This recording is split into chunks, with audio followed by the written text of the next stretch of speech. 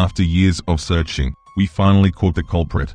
The man responsible for a string of serial murders spread all across the state. And in the last place I'd ever have expected to find a cold-blooded killer settled down in. In the middle of the heathy suburbs in a small Christian town, Kurt Henry Fisher, age 47, committed over 35 murders from inside the confined space of the tool shed in his backyard. Just earlier today, police broke down his door to make their arrest, charging him with his barbaric crimes. Which leads to me and the rest of my forensics team to his empty home to gather all the evidence we can to put this monster away for good. And I plan to turn over every piece of filth in this dump to get what I need. As soon as I step onto the property, I'm overcome with a feeling of discomfort. I do this sort of thing every day, but there's a much darker energy here than I'm used to. The dead grass on the lawn crunches under my feet as I'm putting on a pair of purple rubber gloves. I pass through the open threshold into the house, with the split door tossed aside in pieces. The house was gloomy and practically filled to ceiling with dirty newspapers that looked to be decades old. The carpet was torn in large lacerations that span clear across the floor.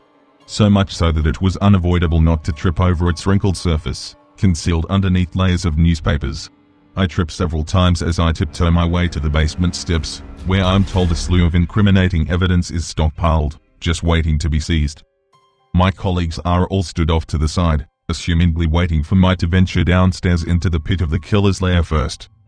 Each step I take further down the creaking staircase brings me closer to the cold basement, introducing a rancid stench I'm hopeful not to have to identify.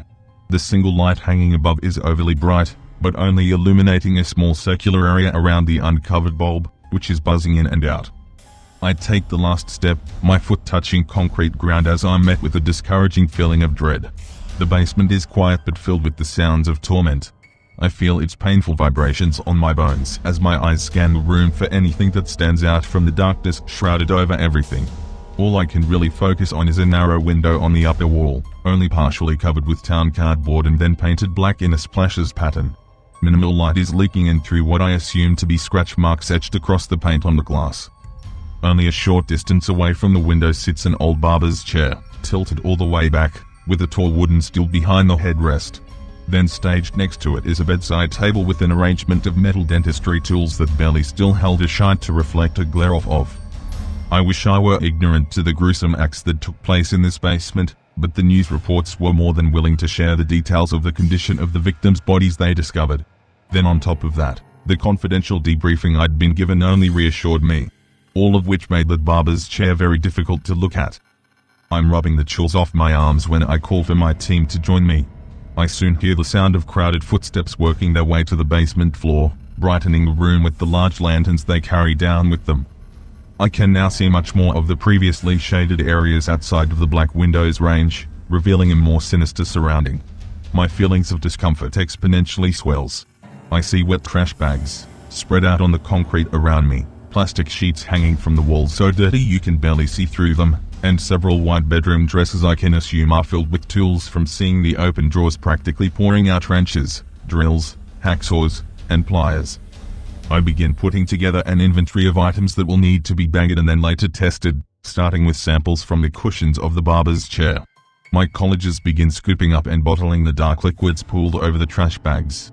Once I move over to search the contents of the dressers, I see something hung up on the wall behind the plastic sheets.